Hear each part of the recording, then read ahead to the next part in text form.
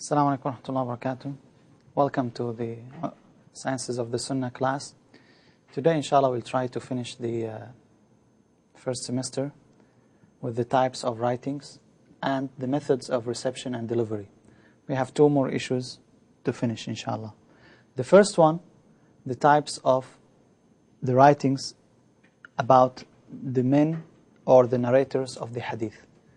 We have 7 different types. And we started mentioning them yesterday, actually. We said the first type of writings is the books of companions. And the one that I like you to know is the last one by Ibn Hajar rahimahullah, Al-Isaba fi Ma'rifat al-Sahaba. He compiled 12,267 names in this book. Then we have the books of generations, like At-Tabaqat al-Kubra, Imam bin Sa'd rahimahullah, who died in the year 230. And actually, volume 1 and 2, they are translated to English, so you could get them. He wrote all the names until his time, so it's a good book. The third type of writings is the general book, or the general writings. Now we have the books of Tabaqat, they divided them to generations. We have the books of companions. Then we have general books. What do we mean by that? They talk about general people, whether they are companions or not. Whatever name you have, you open and you'll find it there. It is general. Example for this is the Grand History, At-Tarikh al-Kabir. Who wrote this book? Imam al-Bukhari rahimahullah. Imam Bukhari wrote in almost every type of hadith, every science of hadith, he wrote a useful book. He wrote At-Tarikh al-Kabir. He has 12,345 names of men. It's a great book. And he started with the name Muhammad to honor the Prophet ﷺ, because his name was Muhammad, so he started with all the people that their name is Muhammad. Then it is according the alphabetical order. So if someone with the name Ahmad, you'll find it at the beginning. With the name Zayd, almost in the middle. Yahya, it should be at the end. And of course, he was very respectful, very soft. But once he says about someone, his hadith is not accepted, that means it will never be accepted. He was very respectful. Then we have another book called Improvement and Validation, Al-Jarh wa Ta'dil, Imam Ibn Abi Hatim al-Razi, who died in the year 327. Now, again, this type of writings is about men. What do we mean by that? He wanted to verify this man, whether he's trustworthy or not. You don't know. This type of writing, it includes men who are trustworthy, and also it includes men who are weak narrators. That's why the name of the book is called Improvement and Validation, Al-Jarh wa Ta'dil. Okay? That's why, number 3, we said general books, because it could be someone who's companion, and the companions are out of question. We don't validate or invalidate their credibility. It could include liars. It could include trustworthy and reliable narrators. This is the third type of writings. The fourth type, specific books. What do you mean by that? We have several types, like Rijal al-Sahih, the men of Sahih. Which means, any man, he is mentioned in Sahih Bukhari or Sahih Muslim, you have to find it there, in this book. The author came to the men of those Sahih and he wrote them.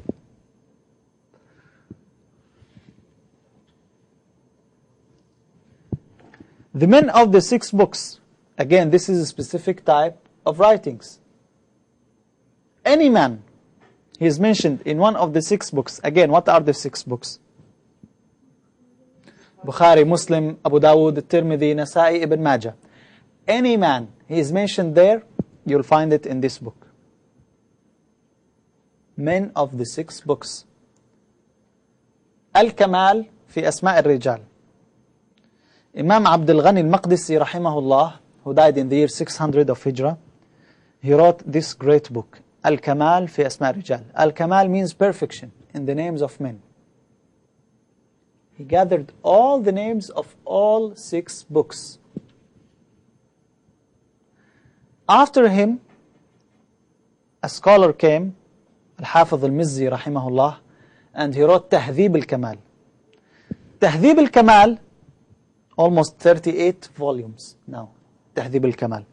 This is a summary of Al-Kamal.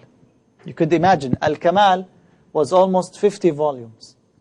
Now, Tahdhib Al-Kamal, he summarized a little bit that book, and it came to almost 38 volumes. Tahdhib Al-Kamal. Then, Tahdhib Al-Kamal for Ibn Hajar rahimahullah, Ibn Hajar al-Asqalani, the interpreter of Sahih al-Bukhari. He summarized the Tahdhib. And then he wrote another book called Taqrib al-Tahdhib. Taqrib al-Tahdhib, again, it was narrowed down. The same names. Again, it is the same names. It is the same names. What's happening? In the big volume, in the big book, you go there and they tell you everything about that man you need to know. His biography, his sheikh, whatever. Now, you don't want all this. You check on the name to see if this man is reliable or not. What the scholar said about him. In the last book, Taqrib al-Tahdhib, it became only in 1 volume. I used to have it, it's not with me now. It's only 1 volume. You open the name, he tells you the name of the man, so and so and so, and then his degree. Saduq, thiqa, da'if. That's what you want to know. So it is there.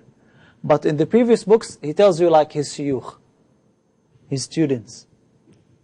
Maybe you need this. In some cases you need it, but in general you don't need it. This last one, Taqrib al-Tahdhib, is enough for you. But again, we don't have these books in English because there is no use. There is no hadith study for the isnad. That's why maybe inshallah you'll take the precedence and you will start doing something about it. Number 5, books of thiqat. Books of thiqat, which means any man in this book is trustworthy. He's not a companion, but he is trustworthy. الثقات للإمام العجلي. Imam al-Ijli, he came and he compiled all the names of the thiqat in 1 book that he knew. It doesn't mean that anyone, you don't find him here, is not trustworthy. Maybe, but the Imam did not know about him. Also, الثقات لابن Hibban. There is an N missing here. Ibn Hibban, rahimahullah, he wrote a book. Ibn Hibban, he has a book called Sahih Ibn Hibban. He also wrote a book, Al-Thiqat. Al-Thiqat only for the trustworthy narrators. We have also books of weak narrators. Any man who is mentioned there, he is a weak narrator. Al-Du'afa al-Kabir, the grand weak narrators for Imam al-Bukhari. Again, he wrote a book about Al-Du'afa. Al-Du'afa al-Saghir, also for Imam al-Bukhari. He wrote big book and small one. Then we have Al-Du'afa wal-Matrukun, Imam al-Nasa'i. You know Imam al-Nasa'i, the one who wrote the Sunan? He also wrote a book about Al-Du'afa. You open the book, you find the name, and he tells you he is da'if. He used to lie. Or he is wadda'. He used to put the hadith against the Messenger ﷺ. Or he is matruk al-hadith. He mentions weird things. Or he is weak because his sheikh said that he changes from him. Or you mention every name you will see mentioned there, you will find the reason why he is weak. We have Mizan al-I'tidal fi Naqd al-Rijal. This is a great book by Imam al-Dhahabi rahimahullah.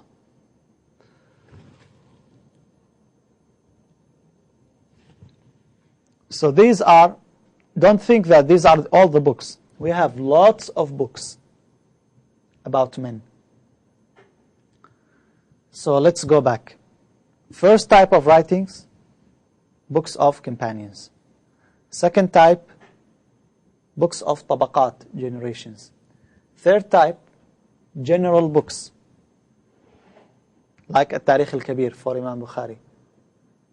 Fourth type, specific books. Books of Sahih Hadith. Books of the 6 Sunan or the 6 Sahih. Number 5, books of Thiqat. And number 6, books of Du'afa, weak narrators. And now, number 7, books according to specific places. Like Tarikh Baghdad, Imam al-Khatib al-Baghdadi. This is a great book. How? He is telling you the history, but there is an incident, and he mentions how it came to him, what happened on that year, who are the narrators, who are of them trustworthy, who are weak narrators. Tarikh Baghdad, Imam al-Khatib al-Baghdadi.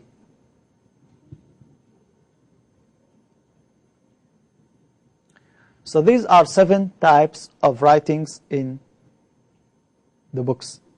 Remember one thing, how did they start documenting the names of the men? How did they do that? You forgot? We just mentioned it yesterday.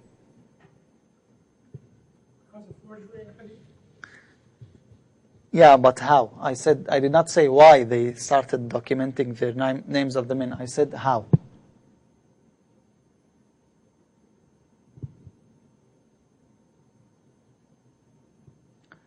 I mentioned yesterday, the first thing was the questions from the students to the shuyukh. Su'alat. Okay, now,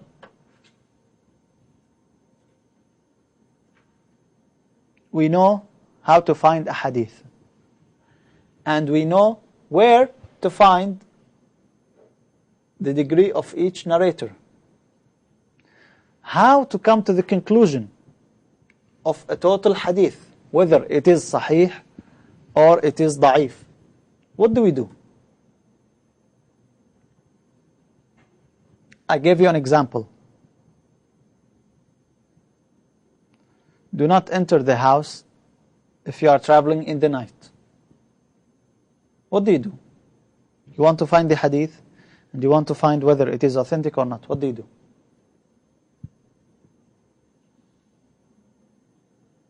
you know the name of the companion, you can look up according to his name. Did I mention the name of the companion? No. Okay. What do? Yes. Go by the first letter of the Go by do not. Do not, is it rare or common? I know, just look it up in alphabetical order. Okay, you look it up according to alphabetical order.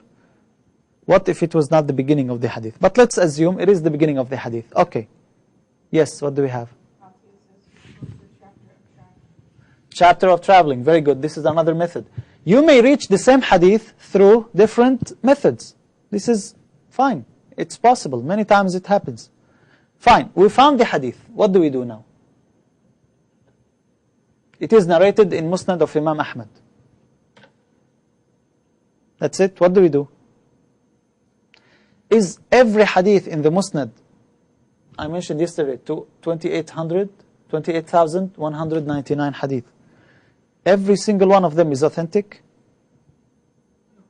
No. We want to know, is this hadith authentic or not? What do we do? Narrators, what? Sleep with the narrators, shake hands with them. What do we do, narrators? Research on the narrators. How?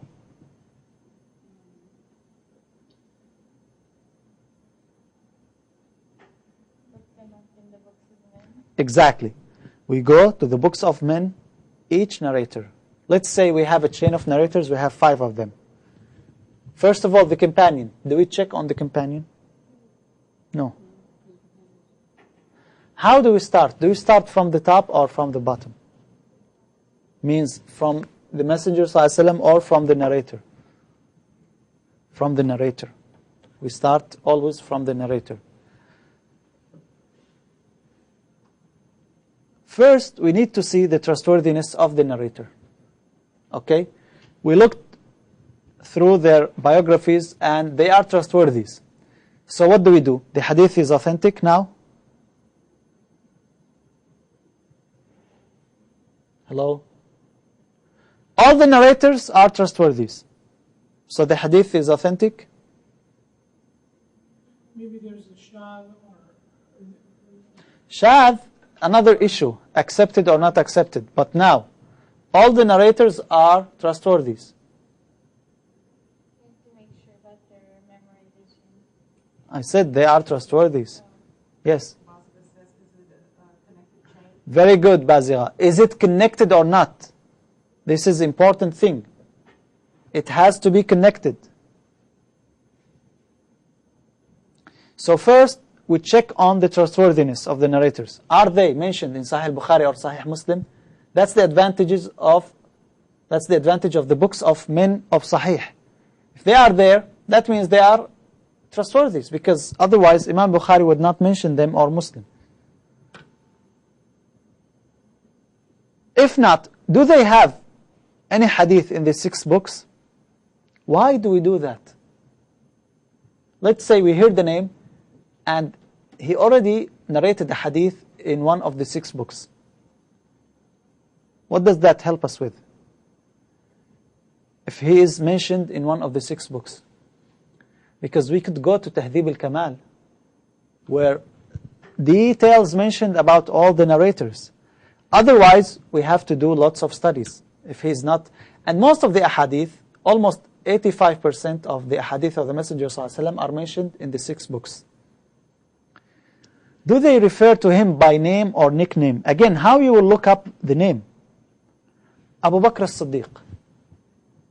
Where do you go to find the name Abu Bakr as-Siddiq? Hello?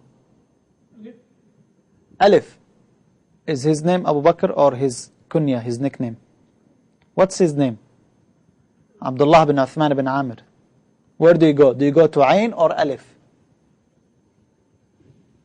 If the man is famous with his nickname, most likely he will be mentioned by his nickname, just like Abu Bakr as-Siddiq radiallahu anh.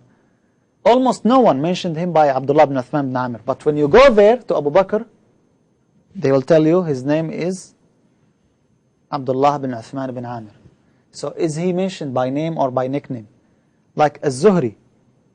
Where do you look up Az-Zuhri? What's his name? Muhammad ibn Muslim ibn Shihab Az-Zuhri. But most of the people know him with what? With his family name, Az-Zuhri.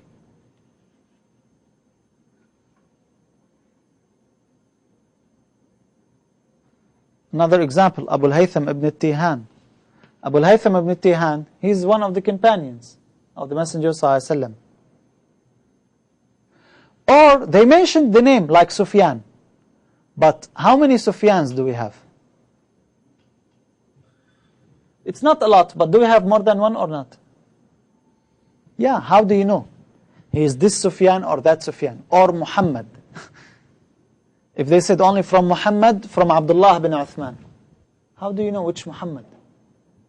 You have to go back to see the sheikh and the names of his students. How many Muhammads of his students? And then you go back to the student of Muhammad. Who are his shuyukh that start with the name Muhammad? And you start link everything. All these pieces have to be put together to come with the conclusion, who is Muhammad?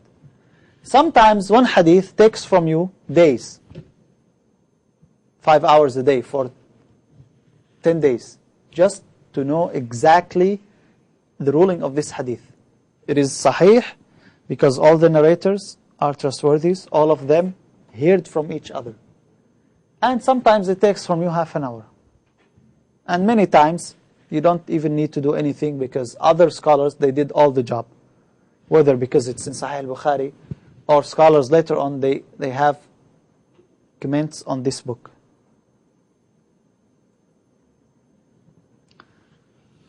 After we find the names and the level of each narrator, we need to know if they are connected or not. That's the important thing. Once we did that, then the hadith is sahih. But is it accepted or not? Then that's another issue. Maybe it is shadh. Okay. I'll give you one example. Just one example to practice. Imam al-Nasa'i, and I chose a hadith not from as-Sahih. Why? Because if it's in the Sahih, do you need to do anything? You know, already it is Sahih. You just need to find it where it is.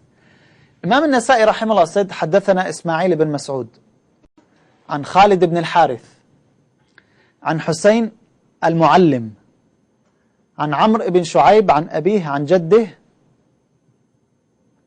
قال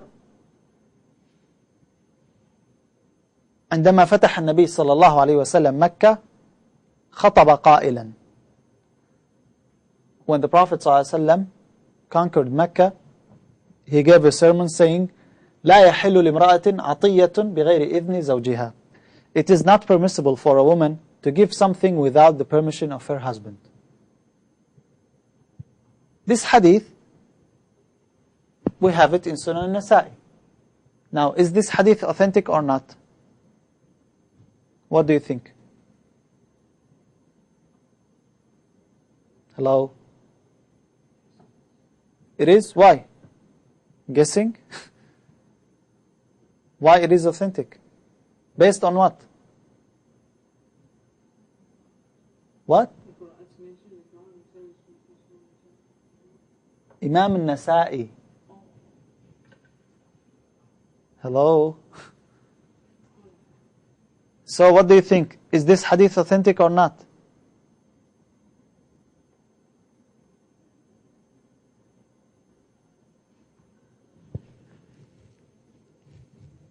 Come on, we don't have time. What do we do? Yes, that's what I just mentioned. Check the narrators, go ahead. First of all, where is this hadith mentioned? Sunan al-Nasa'i. That will make our life much easier. Why? We have many books. We have Taqrib al-Tahdhib for Ibn Hajar, 1 volume. You go and you'll find all these names. Or, you go to the big book, Tahdhib al-Tahdhib, or the bigger one, Taqrib al-Tahdhib al-Kamal. First we go. How do we start? From Imam al-Nasa'i. Who took Imam al-Nasa'i from? He took it from Ismail ibn Mas'ud. So again we go to Taqrib al-Tahdhib for Ibn Hajar. In volume 1, page 74, he said what? Thiqa. What's the meaning of thiqa? Reliable and retentive. So, do we need to do any further study for this one? For this man? He is thiqa. Next name, Khalid ibn al-Harith. We go to the Taqrib again. Look at the name. Here, Ismail. Ismail starts with what in Arabic? With Hamza. Alif, Ismail. While Khalid starts with the Kha. They are still at the beginning. That's why it is volume 1, page 74. It's almost the beginning of the book. Here, it is volume 1, page 212. What did he say? Thiqatun thabt. Thabt means strong. Now he gave him 1 description or 2? 2. Do we need to do anything? He gave him actually extra, more than what we need. Thiqa is all what we need. He said, Thiqatun thabt. Are we done with this one? Yes. Fine. Number 3. Hussein al-Muallim. What's the meaning of Muallim? Teacher. Teacher, exactly. Now we have a problem.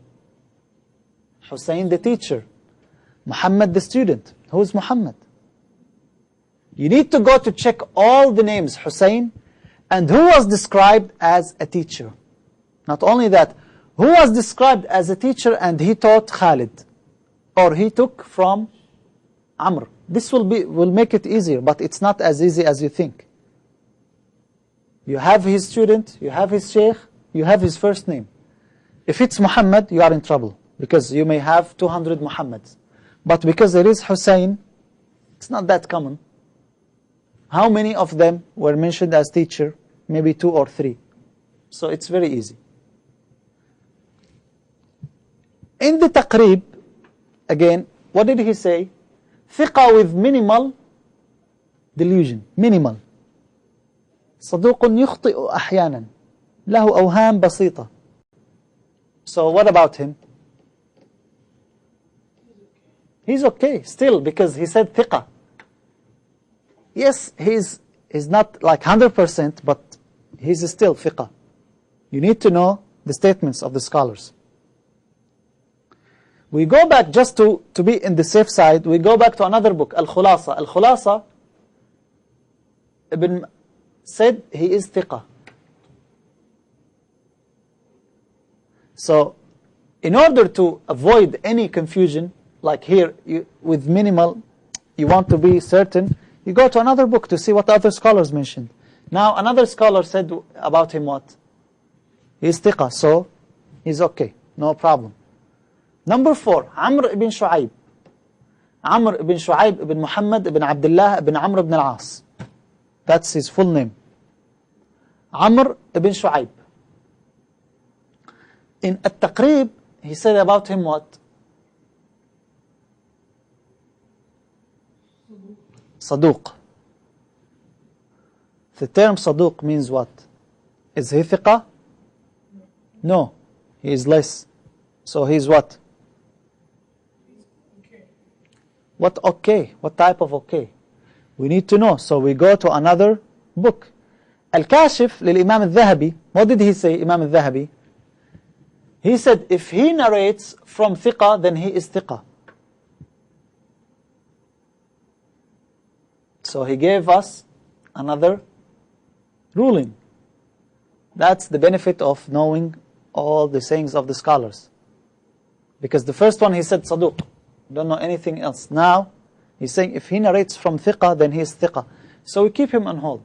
We see he's narrating from whom? He's narrating from Shu'ayb. Who is Shu'ayb?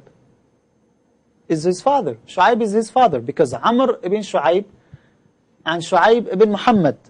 Shu'ayb ibn Muhammad ibn Abdullah ibn Amr ibn al-As. Again, in the Taqrib, he said what? Saduq. Is he thiqah or saduq? Saduq. In Al-Kashif said he is what? Saduq. So now he did not really narrate from thiqah, he narrated from saduq. So what do we say about Amr ibn Shu'ayb? Weak? You don't have whether he is thiqah or he is weak? Saduq, what's the meaning? Give me a figure or give me like something. Yes. Hasan, yes, now we're talking about Hasan. Not only Hasan, but high of Hasan, highest levels of Hasan. Why? Because here he says if he narrates from thiqah, then he is thiqah. So this man could be thiqah. But Shu'ayb, they say he is saduq, so the hadith is still Hasan. Actually, this chain of narrators, Amr ibn Shu'ayb an Abih an Jaddih, scholars differed about it. Many of them said Hasan. Some of them said thiqah. So, again, that's the reason why, because sometimes he narrates from thiqah. Although he is narrating from his father, they said there are some narrations he did not hear directly from his father. That's why we say he is saduq. Okay. Now, Shu'ayb ibn Muhammad an Jaddihi. Who is the grandfather of Shu'ayb ibn Muhammad? Abdullah ibn Amr ibn al-As radiyallahu anhuma. He is what? Companion. Do we check anything about the companion? No. So, after this study, by the way, this is very quickly. Sometimes you have, like, as I said, sometimes you have the name Muhammad or the name Abdullah, and you spend. So, what's the ruling of this isnad? We have 3 thiqat and we have 2 saduq. What's the ruling of this hadith? What's the degree of it? High Hasan. So, do we say it's accepted or rejected? Accepted. It is accepted. It is Hasan. This is very brief example. You see how we do when we try to check on the narrators. But again, we don't want to spend more time because there are no books of Rijal really in English.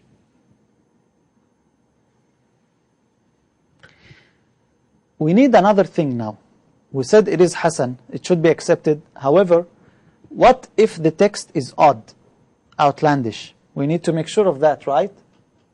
Because maybe the hadith, according to the narrators, it is Hasan. but it contradicts what we have in the Quran, or it contradicts an authentic hadith. What do we do in this case? Do we accept it or not? We don't accept it. We say the hadith, the degree of hadith is hasan, but we don't accept it. What about the hadith? It says a woman should not give a gift without the permission of her husband. Let's go back to the hadith. So what do you think about it?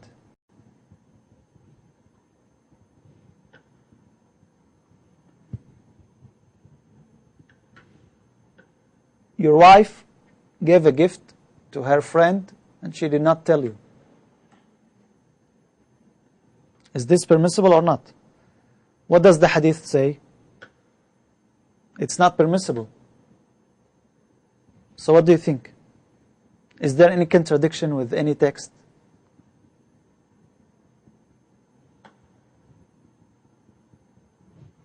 Like she's actually allowed to give his money on his behalf sometimes. Okay, hold on. You say she's not allowed or she's allowed? She's allowed She's allowed to give money on his behalf. money on his behalf. That's not his money, that's her money.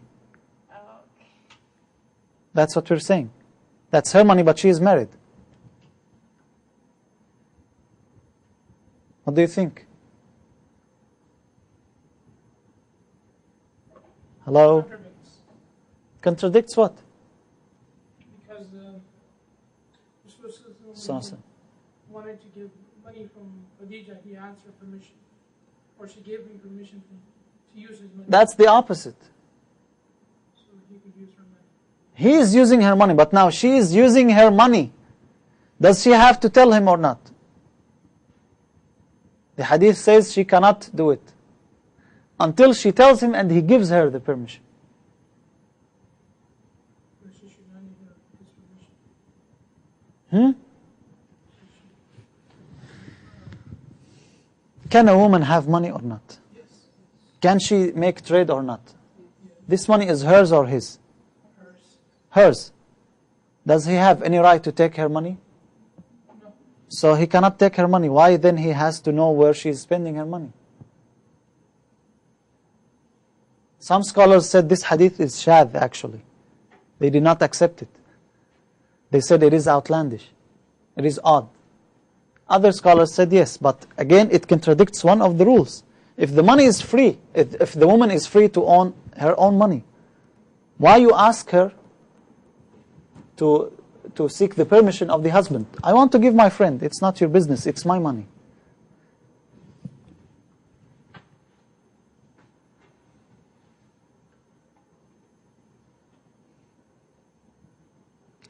Another example, in the Musnad of Imam Ahmad,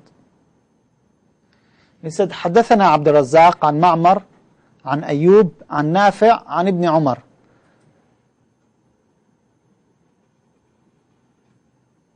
رأى النبي صلى الله عليه وسلم غلاما يقال له أبا عمير فقال يا أبا عمير ما فعل النغير. Now I did not mention the hadith because again the purpose is what? To check on the narrators. What do we do in this hadith?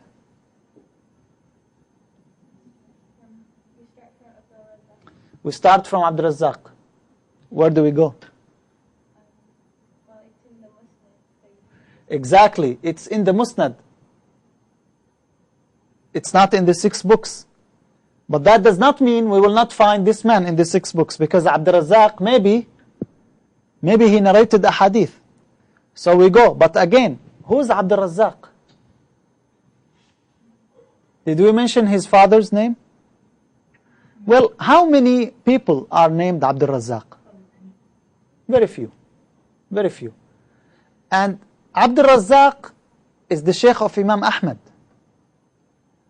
So he's very famous actually. Abd Razzaq ibn Hammam al-San'ani. He is from Yemen, Abd Razzaq. Actually he has his own Musannaf Abd Razzaq. So he is famous and he is of course thiqah. From Ma'mar.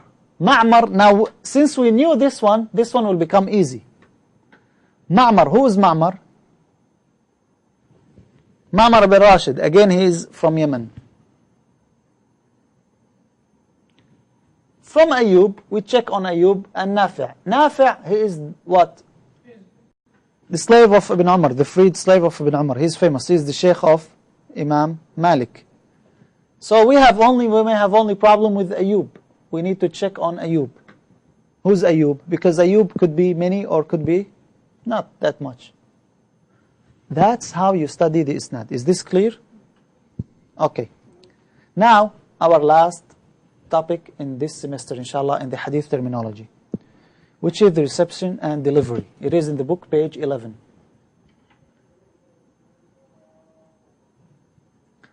We have 8 methods of reception and delivery. What do we mean by reception and delivery? How you get the hadith and how you give it to others. Scholars studied even this thing, how you get the hadith from the sheikh, because this will affect on the authenticity of the hadith. Did you hear it directly, or he wrote it to you, or it came to you through a third party? They reached that advanced level of documenting the hadith, how you received the hadith. And you received it by hearing from the sheikh, how you gave it to others, how the others took it from you, recorded, written, verbally. This is important. Why? To know how the hadith came to you, especially when you wanted to compare. Because if the hadith came to you from a third party, it's not like when you hear it directly from the sheikh. This will help choosing, if there is contradiction, which one is more authentic. The first method, which is called sama'. What's the meaning of sama'? Hearing directly from the sheikh. Just like now, what you are doing with me? Hearing. Now, the students online, are they considered hearing? It is direct. But you could say yes and you could say no, actually. At the time of the scholars, they had similar thing. Now, there were women teaching, but they used to have some barrier. The companions, Aisha radiallahu anha, but they know that she is Aisha. So if you are certain, now it is live. They could see the picture and they could hear the voice, so they are certain that they are taking directly. So it could be the same. It's direct hearing. But now, let's say, they online, they mentioned something, and all of you mentioned something else. If someone came, which one he will take? You or them? You, because you are here directly. Online, maybe there was problem in connection. Maybe the voice was not clear. See when it helps? When you have 2 different words, 2 different things. So what do we mean by sama'? Again, the sheikh is reading or he's talking, whether from a book or from his memory. And the student is listening. I heard him, whether you are writing or not. That's considered in the hadith the highest level of reception. Why? Because it is direct. It is from the sheikh, from the teacher. Now, you heard according to this method. What do you say to people? How did you take it? What do you say? No, what do you tell the people? How did you get it from your sheikh? حدثني, exactly, or حدثنا, or سمعت. Okay? You say حدثنا, I heard. حدثنا or حدثني. What's the difference between حدثنا or حدثني? I heard and we heard. I know, what's the difference? I heard, we heard. I was the only student and In this situation, do you say حدثنا or حدثني? In our situation. حدثنا, because there is many. If you are alone, you say حدثني. Okay? Okay? So it is حدثنا. That's the method of delivery. Since you heard it, you say حدثنا or سمعت. The second method is recitation or rehearsal. القراءة على الشيخ or العرض. It's the opposite. Now I am quiet, I am listening, and you are reading. Whether I nod or I tell you, okay, next. What is this called? Rehearsal, or qira'ah ala sheikh, or ard, recitation. Now this is the opposite. The student is reading to the sheikh.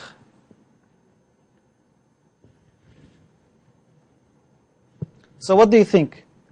Is this method accepted in the hadith or not?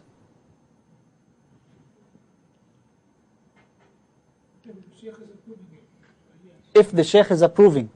What if the sheikh is silent, he is quiet? You are reading, he did not say anything. If he's not asleep, then If he is not asleep. What if he was asleep? Or he's talking on the phone? What do you think? Actually, there is difference of opinions. Some scholars said this is actually stronger than the previous one. Why? Because now I may talk to you, and you may say, حدثنا. But how do I know as a sheikh that what you are saying to others is correct? Maybe you are sleeping. While here, the sheikh is listening to you. So it is two ways. First, he wrote something, the student, and he is telling you what he wrote. So it is more confirmed. Unless it is wrong, the sheikh won't say anything. So he doesn't need to tell you. That's why some scholars said it is stronger. Other scholars said it is the same. Just like hearing. It is also okay. It is approved. Other scholars said no, it is not accepted as a method of reception. Because what if the sheikh did not listen really? Or he was busy with something else? Or he was thinking of outside and he did not hear him? So which opinion do you think is correct?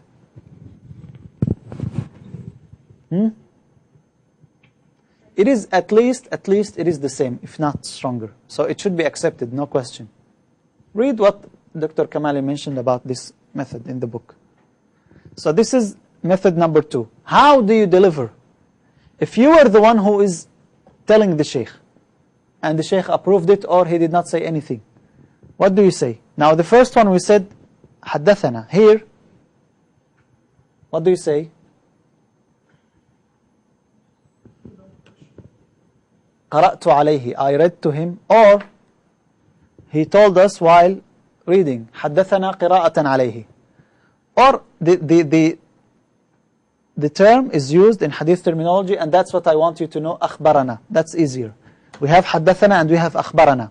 When you read in the books of hadith, what's the difference between حدثنا and أخبرنا? حدثنا, you hear it from the sheikh. أخبرنا, you recite it to the sheikh. It is أخبرنا. Okay? This is the second method. The third method, which is called ijaza, or permission. Ijaza or permission. I give you permission to narrate from me Sahih al-Bukhari. I am giving you permission to read Sahih al-Bukhari. This ijaza is a bit confusing actually, because it is 4 types. It has 4 types. Permission to a specific person for a specific thing. I come to John and I tell him, I give you permission to teach the book of akhlaq that I taught you in this class. What is this called? Ijaza. But it is ijaza for a specific person in a specific thing. The second type, permission to a specific person for a general thing. I tell John, I give you permission to teach everything you learned from this class. Be it akhlaq, be it aqidah, be it hadith. This is called what? Permission to a specific person for a general thing. You don't have to write everything, it's mentioned in the book. Number 3, permission to unspecific persons for a specific subject. I say, I'm giving ijaza, I'm giving permission to all Histonians. They may be 4 millions, they may be 5 millions. There may become people coming after 10 years. I give them permission to teach the subject of akhlaq. This is number 3. Number 4, permission to unspecific persons with unspecific subject. I say, I give permission to everybody to teach anything on my behalf, from me. So they say, from Isam, he told us so and so. This is what is called ijaza. What do you think? What's the ruling of it? These 4 types. Is it accepted or rejected or what? Yes? Depends on the type. Yeah, types. We have first, second, third, fourth type. The first 2 are better than The first 2 are better than others. But which one is accepted and which one is rejected? That's what we are looking for, not better or worse.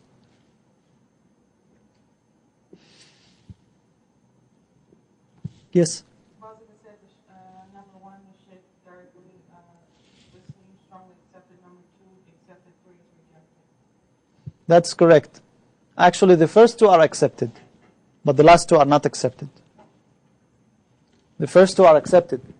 And the first one actually is very strong. When you give permission to someone. When do we have this? Usually, when does it happen? Even nowadays. With the Quran. After the sheikh hears everything from the student, he gives him ijaza, permission. With the Quran. So it is a specific thing. It's the Quran. It's not everything. And according to a specific way for a person. Let's say someone memorized the entire Quran. And he was so excited, he said, I give ijaza to every Muslim.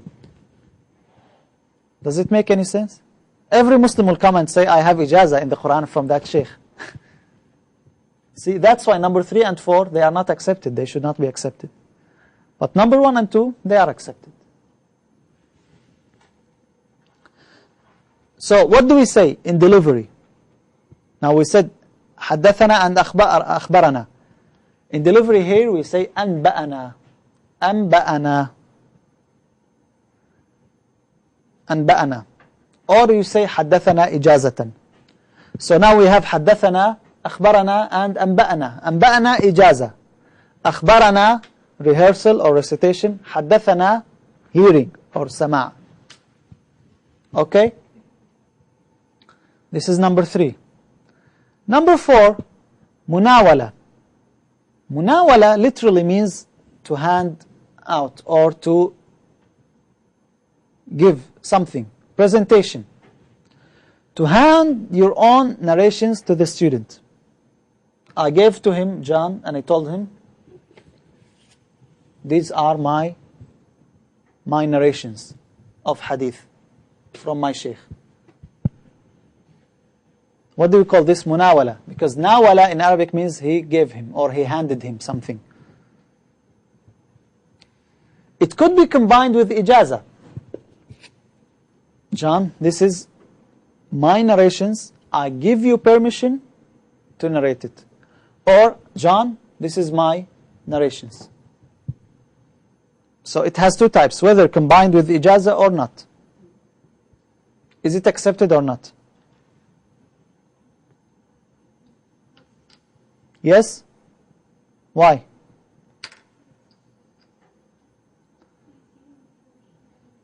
He's giving the permission. What if he did not give him the permission? He just handed it to him.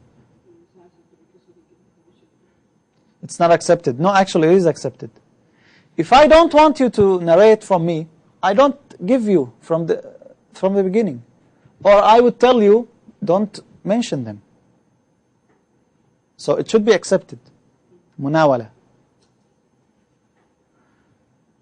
What do you say? Nawalani. He handed me. Or ajazali munawalatan. Or he gave me permission through munawala.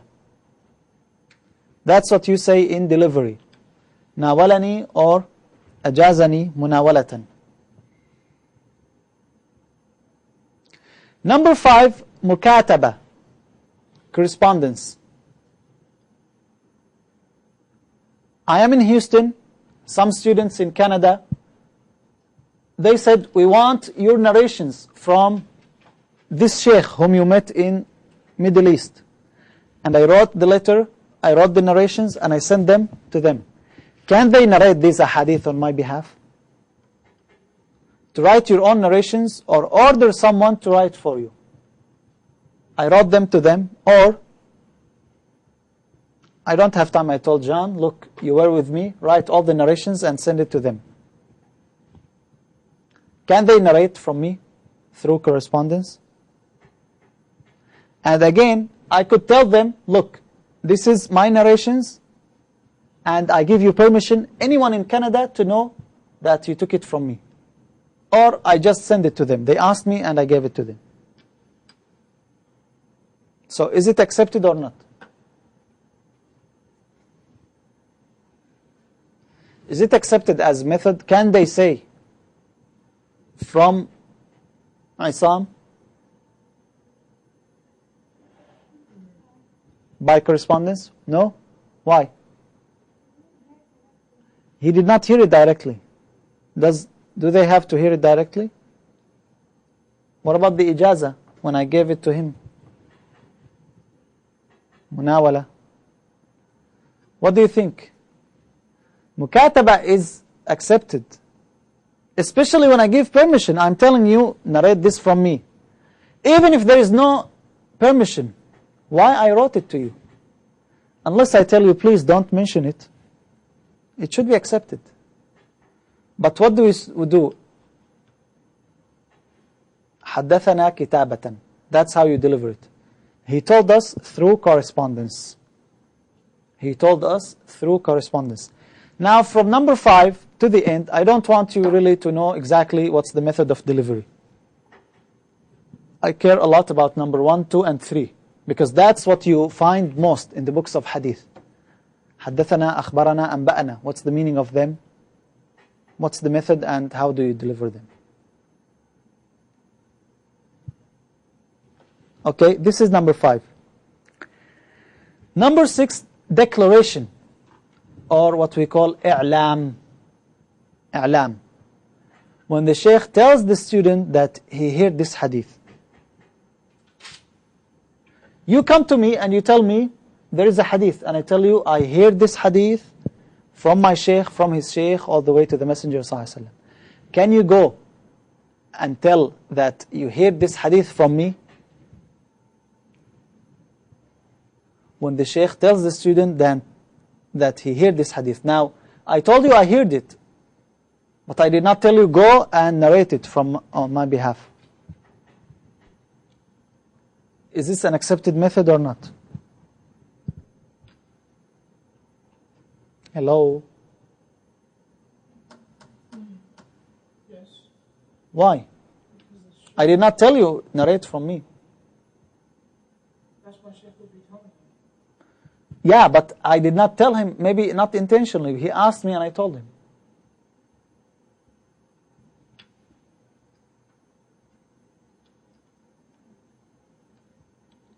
Well, it's still accepted. It's still accepted unless I tell you, do not tell anybody. Yes, I heard it, but do not tell anybody. Otherwise, it should be accepted. What do you say? أعلمني or أخبرني إعلاما. He declared to me. That's what we call إعلام. Number 7, wisaya, bequest. This is the 7th method. Wisaya or bequest. How this happens? I am traveling and I tell him, look, these are my narrations, or go there and you will find them. Leaving instructions upon departure for traveling or upon death to transmit a book or narrations on his behalf. I tell you, look, I may die today, I have operation, but there is a book of my collection, it is on that shelf or in that place. Could you go and take these narrations and go to people and tell them, I heard this sheikh, or not?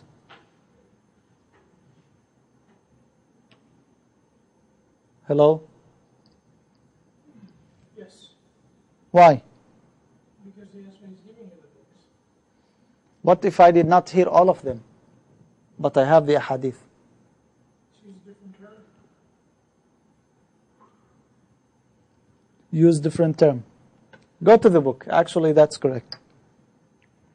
It should also be accepted. Otherwise, I don't choose you. I don't choose you. Number 8, wijada, or what do we call finding? Wajadtu means I found. Now, this is not a bequest. You are digging through my books after I left or after I died, and you found a book of narrations. You find there from me, from my sheikh, all the way. To find a hadith, that's the definition of it. To find a hadith from a sheikh that he did not hear from.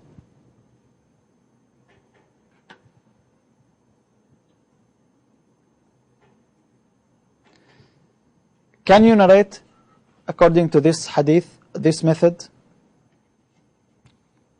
Can you receive the hadith according to this method? No? Why? What about the books of hadith nowadays? You have to give credit to the book. The book, not me. Because I found the book. Book of Bukhari now. Who doesn't have the book of Bukhari? But did we hear it from Al-Bukhari directly? Can I say, I took it from Al-Bukhari? Well, you can. It is Al-Bukhari, but it's not from you directly. Okay? So these are 8 methods of reception and delivery. It is in the book. And with this, we reach the conclusion of this subject, the hadith terminology. هذا وصلى الله وسلم على نبينا محمد وعلى آله وصحبه أجمعين.